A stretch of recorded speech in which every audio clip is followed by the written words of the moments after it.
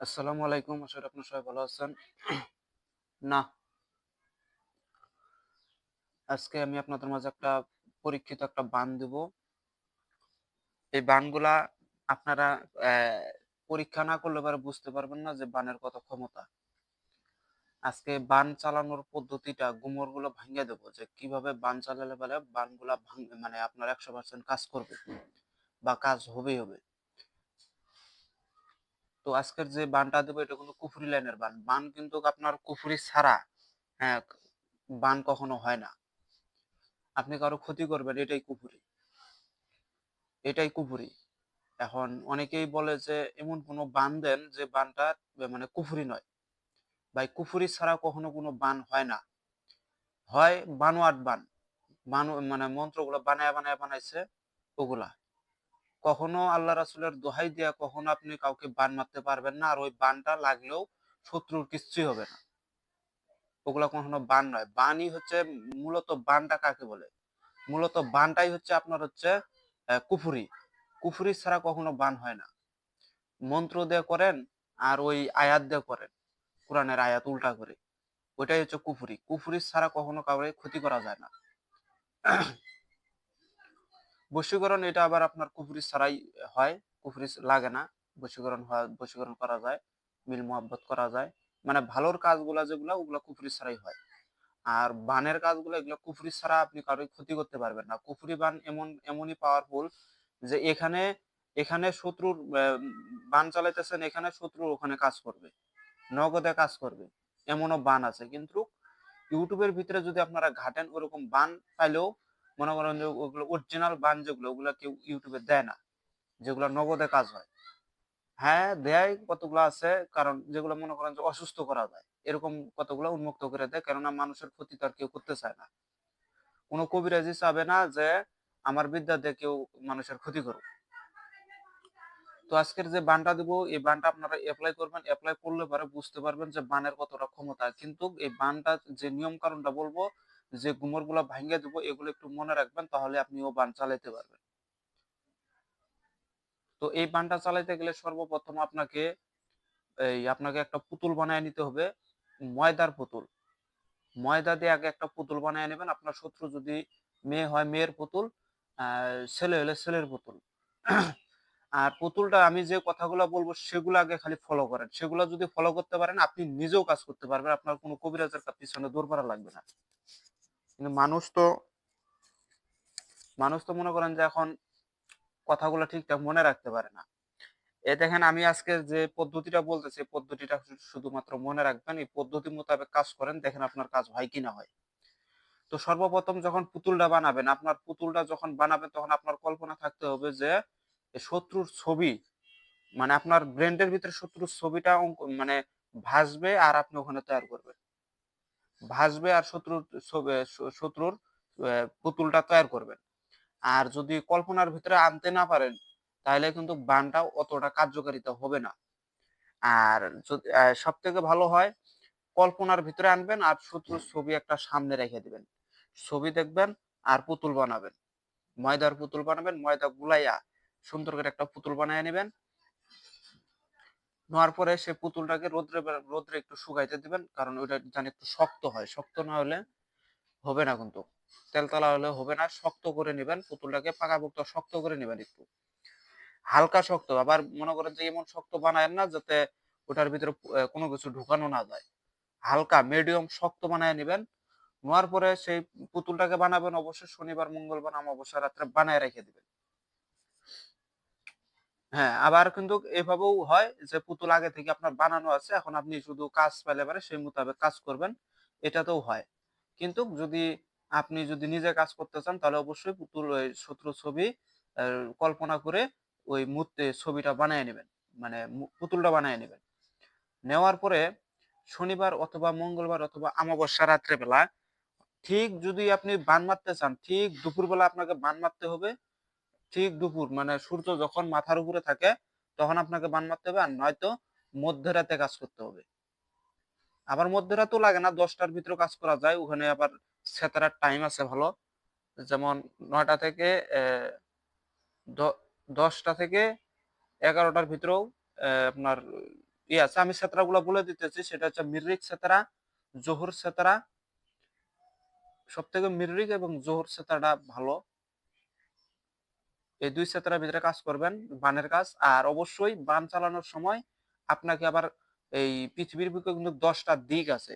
সে দিকটা যদি আপনি না জানেন তাহলে কিন্তু আপনার কিন্তু বানের কাজের ক্ষেত্রে আপনি বান চালালেও ওইরকম জবরদস্তি হবে না। এই যে আগেকার মানুষ দেখবেন যে যারা কবিরাজ ছিল তারা এখানে বান মারলে পরে ওখানে শত্রু বিছনায় পড়ে যেত, নগদে পড়ে যেত। এখানে গলায় শত্রু বুকে পাড়া মারতো, ওখানে শত্রু বুকে ব্যথা উঠে যেত। নগদে কাজ। এখানে করব ওখানে রেজাল্ট। শত্রুটাকে চোখের দিকে রাখবে, পুতুলের উপরে কাজ করবে, দেখবেন যে শত্রু ওখানে পড়ে গেছে। কেমনে করতো এরা? এটা করতে হচ্ছে উনারা ঠিক সেতারাটা আগে ফলো করতো, দিনটা ফলো করতো, আর আপনার দিকটা ফলো করতো। এই পৃথিবীর বুকে ১০ টা দিক আছে। ঈশান কোণ, বায়ু কোণ, পূর্ব, পশ্চিম, উত্তর, দক্ষিণ, আরেকটা সেতরার নাম, এগুলো হচ্ছে সেতরা আছে। আবার অগ্নিকোণ। এই কোণগুলা যদি আপনি না জানেন তাহলে কিন্তু আপনি বানের কাজ একেবারে করতেই পারবেন না, আপনার বান লাগবেই না। তাই এইসব আগে ওস্তাদের কাছে বইসা এইসব আগে ভালো করে শিখতে হয়। নয়তো আপনি, অনেকেই আছে, হ্যাঁ, পুতুল বানাইয়া আন্দাজে একটা বান মেরে দিল, মনে করছে যে তার কাজ হয়ে যাবে। এগুলো ভাই জীবনও হবে না। এগুলো হাজারে একটা দুইটা লাগে যদি আমল ভালো থাকে, আর নয়তো লাগে না। তো আপনারা আমি যে কথাটা বললাম সেটা একটু ফলো রাখবেন। এক হচ্ছে দিকটা, এই দিকটা হচ্ছে আপনাকে খেয়াল রাখতে হবে। ১০ টা দিক আছে: পূর্ব, পশ্চিম, উত্তর, দক্ষিণ, অগ্নিকোণ, বায়ুকোণ, ঈশান কোণ। আরেকটার কোণের নাম আমার বর্তমান খেয়াল নাই। বশীকরণের ক্ষেত্রে এই কোণগুলা, এই ছাত্রাগুলা আর দিনটা আপনাকে লাগবেই। বানের ক্ষেত্রেও যে কোনো কাজই করেন, কবিরাজি কাজ, কবিরাজি তন্ত্র লাইনের ভিতরে কাজ করতে গেলে এগুলো লাগবে। এগুলো যদি আপনি না জানেন তাহলে আপনার কাজ হবে না, বেকার বলেও লাভ নাই, আপনি করলেও কোনো ফলাফল পাবেন না। তো এটা গেলো সেই দিক বিদিক গুলা। এরপরে আপনি হচ্ছে পুতুলটা বানায় নেবেন। বানায় নেওয়ার পরে এই টাইম গুলা অনুযায়ী আপনি হচ্ছে বসে পড়বেন কাজে। তো এই কাজটা করতে গেলে সর্বপ্রথম আপনাকে একটা পাল্লা লাগবে, পুতুলটা লাগবে, কিছু সিন্দুর লাগবে, আগরবাতি, মোমবাতি লাগবে। আর আপনাকে ২১ টা কাটা হোক অথবা এই সুই হোক বা আলপিন হোক, আপনাকে এটা লাগবে। আর আপনাকে সাদা কাপড় লাগবে। হ্যাঁ, সাদা কাপড়। আর যদি পারেন তাহলে, না কারণ এগুলা হলেই হয়ে যাবে, এত কিছু লাগে না। এগুলা নিয়া আপনারা এই টাইমটা ঠিক মেইনটেইন কইরা এই পুতুলের উপরে একবার করে মন্ত্র বলবেন, একবার করে একটা ওই আলপিন ঢুকাইয়া দিবেন। এখন আপনার কল্পনা থাকতে হবে যে শত্রুর কোন জায়গাটা আমি নষ্ট করব, কোন জায়গায় ব্যথা বেদনা সৃষ্টি করে দেব, কোন জায়গায়। এমন আবার আপনাকে এখানে কিন্তু মেইন হচ্ছে ওর রহস্য। যেমন ধরেন আমার হাতে যদি কেউ যদি ছুরি দিয়ে হাতটা কেটে দেয়, আমি কিন্তু ভাই বাইচেই থাকবো। আমার হাতটা গেছে কিন্তু আমি বেঁচে থাকবো। ঠ্যাং কাটা ফেল দিল, আমি বেঁচে থাকবো। ঠিক তেমনি যদি পুতুলের ঠ্যাং ঠুঙের ভিতরে যদি মারেন, ওইটা অসুস্থ হয়ে পড়ে যাবে, ওই ঠ্যাং চলবে না বা হাত চলবে না। কিন্তু যদি তাকে যদি বলেন যে আমি তাকে মাইরেই ফেলাবো, তাহলে আপনাকে এমন জায়গায় সুই পোজ দিতে হবে যে জায়গাটা, যেমন ধরেন আমার চোখ, চোখে দিলে চোখ নষ্ট হবে। এই কপাল বরাবর দিলে পরে আমার ব্রেন ব্রুন সব নষ্ট হয়ে যাবে। আর আমার যদি হৃৎপিণ্ডের ভিতরে মারে তাহলে কিন্তু আমি অতি তাড়াতাড়ি মারা যাবো। হৃৎপিণ্ডের ভিতরে যদি মারেন অতি তাড়াতাড়ি, নাভির নিচে যদি, নাভির ভিতরে যদি মারেন অতি তাড়াতাড়ি মারা যাবে ভাই। তাই এগুলো আগে আপনাকে জানতে হবে। তো এটা জানার পরে ভিডিওটা বেশি বড় হয়ে যাবে, আমি শর্টকাট বলতেছি। মন্ত্রের ভিতরে যখন অমুক শব্দটা আছে যেখানে আপনি শত্রুর নামটা নিবেন, ওই সময় শত্রুর ছবিটা আপনার ব্রেনের ভিতরে থাকতে হবে, নয়তো কিন্তু এই কাজ, বানের কাজ জীবনও আপনি করতে পারবেন না। যখনই শত্রুর ছবি, যখনই মন্ত্রের ভিতরে শত্রুর নাম আসবে, ওই সময় শত্রুর ছবিটা মনে করেন কল্পনার ভিতরে রাখবেন, আর সামনে ওই ছবি রেখে তার ছবিটা দেখবেন আর পোজ মারবেন।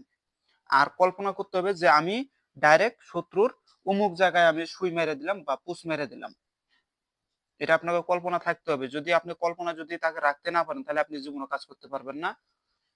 তাই পুতুলের ভিতরে যখন আঘাত করবেন মনে করবেন যে আমি শত্রুর উপরে আঘাত করতেছি, এরকম ভাবে আপনাকে আঘাত করতে হবে। তান্ত্রিক লাইনের মেইন রহস্যই হচ্ছে কল্পনা। এই জন্য আল্লাহ বলছে না যে আমাকে জাহেরেও জাহেরে মানে জাহিরের সিজদা দিলেও আমি সিজদা দিলেও আমি কবুল করি না, বাতিনেতে সিজদা দিলেও আমি কবুল করি না। যে আমাকে দেখা সিজদা দেয় আমি তারটাই কবুল করি। তো এখানেই হচ্ছে সব দেখা-দেখি। তো এইরকম করে যদি আপনি কাজ করতে পারেন তাহলে আপনার কাজ হবে, আর নয়তো কিন্তু কোনো কাজই হবে না। তো এটার যে নিয়মগুলা বললাম এই নিয়মটা ফলো রাখবেন, আর অবশ্যই এই কাজটা করবেন। পুতুল এই যে ফর্মুলাগুলা বললাম সেটা লাগবে, আর ১০ টার পরে বসবেন অথবা মধ্যরাতে অথবা ঠিক দুপুরে কাজটা করবেন। করার পরে মন্ত্রটা আমি দিতেছি, করার পরে সেই পুতুলটাকে নিয়া ওই পাল্লার ভিতরে এই নদীর পানি রাইখা দিবেন। ওই মাটির পাল্লাটার ভিতরে নদীর পানি রাখবেন অর্ধেক বরাবর। হ্যাঁ, অর্ধেক বরাবর রাখার পরে ওই পুতুলটাকে যখন সব কাজ করা ২১ টা সুই বিদ্ধ করে দিবেন, ২১ বার মন্ত্রপুত করে। তারপরে সেই ওই সিন্দুর-টিন্দুর এগুলো আপনাকে দিতে হবে। এগুলা হচ্ছে ডাইরেক্ট সরাসরি হাতে নাতে দেখানোর কাজ ভাই। মুখে, মুখে বললেও অনেকেই ভুল করে ফেলায়। তো যাই হোক, এরকম করে দেওয়ার পরে সেই পুতুলটাকে সাদা কাপড়ে দাফনের কাপড় যেটা, যেটা আমরা বাজার থেকে কিনে নিয়ে আসবেন, মার্কিন কাপড়, সেটাকে পেঁচাইয়া ৩ পলট দিবেন। মানবদেহের যেমন একটা মরে গেলে তাকে যে পেঁচাইয়া সাদা কাপড় দাফন করে দেয় ওইরকম করে আপনি ঠিক ৩ পলট দিয়া ওই ওই পুতুলটাকে ওই কিবার নিচে রাইখা দিবেন ওই পানির ভিতরে।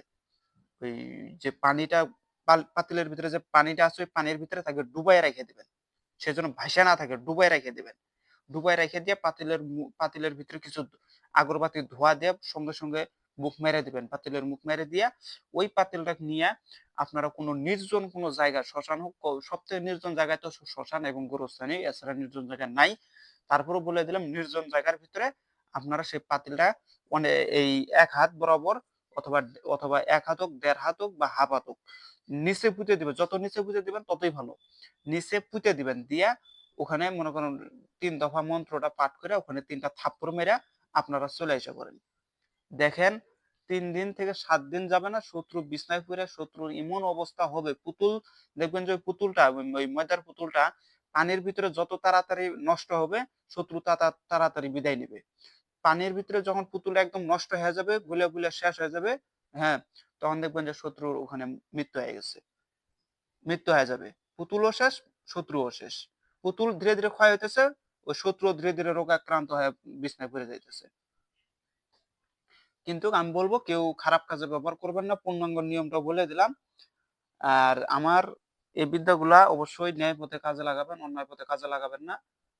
আর আমার আরেকটা কথা বলে রাখি, আমার ওই কুমিল্লার শিষ্য মহসিন উনি অ্যা একটা বশীকরণ কাজ করছে আমার বিদ্যা দিয়া। আমার বিদ্যা দিয়ে তো বর্তমান সব কাজই করতেছে। তারপরেও উনি যে বিদ্যাটা দিয়ে কাজ করছে সেই বিদ্যাটা আমি বলে দিতেছি। ওই বিদ্যা দিয়ে আপনারাও কাজ করবেন। সেটা হচ্ছে উনি হচ্ছে আমার একটা মন্ত্র হা, হে, হু, হু শব্দে আল্লাহ, হু শব্দে নিরঞ্জন, হু শব্দে অমুক অমুকের সাথে মিল মোহাব্বত না করিব, দোহাই লাগে আল্লাহ আলী নূর মোহাম্মদের মাথা খাবো। এই মন্ত্রটা উনি হচ্ছে চিনির উপরে দম কইরা দিয়ে দিছে। আগে তাদের এম ছেলেমেয়ের আগের অতটা ভালোবাসাও ছিল না। ভাইঙ্গা, ভাইঙ্গা অবস্থা। এখন এত গভীর ভালোবাসা হইছে, কালকে ফোন দিছিল যে এখন তাদের তো কাজ হয়ে গেছে। তো আপনারাও এভাবে কাজ করবেন। আর অবশ্যই অধিক সংখ্যক মন্ত্র জপ কইরা তারপরে দম করবেন। অনেকেই আছে ৩ বার ৭ বার করেই মনে করছে তার কাজ হয়ে যাবে। না ভাই, এরকম করে একমাত্র তাদেরই হয় যারা সাধনার লোক, যাদের বাক্য সিদ্ধি আছে তারা পারে। আপনারা যত পারবেন ১০০ বার, ১৫০ বার, ২০০ বার, ৩০০ বার এভাবে যত পারবেন অধিক সংখ্যক জপ করে চিনি হোক পানির ভিতরে দম করে যদি খাওয়ায় দেন তাতেও কাজ হবে। ভাই কবিরাজি করতে গেলে তত মন্ত্র লাগে না। ৪ টা ৫ টা মন্ত্র যদি আপনার পূর্ণাঙ্গ যদি সিদ্ধি করা থাকে, ওই ৪-৫ টা মন্ত্র দিয়ে আজীবন করে খাবেন। হাজার, হাজার বিদ্যার কোনো প্রয়োজনই নেই। যেমন আমার কাছে ৬ ৭ টা বান হচ্ছে আমার পরীক্ষিত আছে। একদম লিগ্যাল। একটা বান আছে কোরআনের আয়াতকে উল্টা করে একটা বান আছে, শত্রুর ছবি অঙ্কন কইরা শত্রুর বুকের ভিতরে নাম ঠিকানা পিতামাতার নাম দিয়া বাম ঠ্যাং দিয়া শত্রুর বুকে চাপা মেরে ধরবেন। ধরার পরে দেখবেন যখন আপনি কোরআনের আয়াত উল্টা করে যখন শত্রুর নাম নিয়ে যখন বানটা চালান দিবেন, দেখবেন আপনাকে ছবির থেকে চটকে আপনাকে ফালাইয়া দেওয়ার চেষ্টা করবে। আপনাকে পিছনে তখন ২-৩ জন গার্ড রাখার লাগে। ২-৩ জনকে আগে বইলে রাখার লাগে যে আমি যখন মন্ত্র বলবো তখন আমাকে যখন চটকায় দিবে তোমরা যাতে আমাকে জাতা মেরে ধরে থাকো। কারণ যখন বান চালান দিবে তখন আপনাকে সে চটকায় দেওয়ার চেষ্টা করবে। মানে ওখান থেকে আপনার পাটা সরায় দেওয়ার চেষ্টা করবে। কিন্তু আপনার নিয়ত থাকবে যে আমার পাও যাতে ওখান থেকে সরে না। সরলেই কিন্তু আপনার বান আর কাজ করবে না। তাই ওখানে জাতা মেরে ধরে আমাকে এই কাজগুলা করা লাগে। এগুলো হচ্ছে উল্টা লাইনের উল্টা কুফরি। কুরআনের আয়াতকে এটা হচ্ছে কাফেরি বিদ্যা। তো এগুলা বিদ্যা তো ইউটিউবে ছাড়া যাবে না। কেননা এগুলো হচ্ছে ছাড়লেও অনেকেই ক্ষতি করার চেষ্টা করবে। আর এগুলো তো স্বেচ্ছায় দোয়াও যায় না। তো যাই হোক আমি বিদ্যাটা বলতেছি। বিদ্যাটা হচ্ছে মন্ত্র। কলিজায় হাত বুলাইয়া নাগ দেবী ও মুখেরে মারিল বান থাকবে সে গোরস্থান পিঠে খেলাম মুছে বুকে খেলাম চুষে নাগ দেবীর বানের তার হৃৎপিণ্ড যায় খুশে বুকে দিল চাপ মুখে আসে রক্ত দুই বাহুরূপের বাসন্তী শক্ত চন্দ্র সূর্য নক্ষত্রের ঘরে বানেশ্বরী পরে বা বান তুই এক্ষুনি মুখের ধইরা খা নরসিংহ কথার সাথে বাক্য যদি না ঘাটে হাসান হুসেনের দুই মস্তক ফাটে। আমি আবার বলতেছি ভালো করে। কলিজায় হাত বুলাইয়া নাগদেবী অমুকেরে মারিল পান থাকবে সে গোরস্থান পিঠে খেলাম মুছে বুকে খেলাম চুষে নাগদেবীর বানের তার হৃৎপিণ্ড যায় খুশে বুকে দিল চাপ মুখে আসে রক্ত দুই বাহুর উপরে বাসন্তী শক্ত চন্দ্র সূর্য নক্ষত্রের ঘরে বানেশ্বরী পরে বা বান তুই এক্ষুনি অমুকেরে ধইরা কারণ নরসিংহ কথার সাথে বাক্য যদি না কাটে হাসান হুসেনের দুই মস্তক ফাটে। এই মন্ত্রটা, যদি এই মন্ত্রটাতে ভালো রেজাল্ট নিতে চান অবশ্যই এই মন্ত্রটাকে ৩৩১ বার জপ করে নিয়ে মন্ত্রটাকে পাওয়ারফুল করে নেবেন, সঞ্জীবনী করে নেবেন। তারপরে দেখেন আপনার কাজ হতে ৭ বার করলেও তখন কাজ করবে। অনেকেই আছে মন্ত্র খালি মুখস্থ করে নেয়, মন্ত্র আর জপ তপ নাই। একটা জিনিস যদি আপনি চর্চায় না রাখেন তাহলে ওই বিদ্যা কখনো কাজ করে না। চর্চায় রাখতে হবে। যে কোনো গাড়ি ঘোড়াই আপনি কিনে বাড়ি ফেলায় রেখে দেবেন ওটা ড্যামেজ হয়ে যাবে। যতক্ষণ ওটাকে যত পারবেন চালাবেন, চর্চায় রেখে দেবেন। আর অবশ্যই আমার এটা হচ্ছে নতুন চ্যানেল, আপনারা অবশ্যই এই ফকিরি বিদ্যা মন্ত্র চ্যানেলটা অবশ্যই সাবস্ক্রাইব করে রাখবেন। আর অবশ্যই শেয়ার করে দিবেন। যারা অধিক সংখ্যক শেয়ার করবে তাদেরকে আমি অনুমতি দিয়ে দিলাম, তারা আমার কাজগুলা করবে, করে আমাকে জানাবে। যে কোনো সহযোগিতা লাগলে আমি দিতে পারবো, সমস্যা নাই। কিন্তু আপনারা যত পারেন সহযোগিতা এই চ্যানেলটা একটু সাবস্ক্রাইব করবেন এবং শেয়ার করে দিবেন। কেন এটা নতুন চ্যানেল, আপনারা সহযোগিতা না করলে পারে এটা আগাইতে পারবে না। তো সবাই ভালো থাকবেন, খোদা হাফেজ, আসসালামু আলাইকুম।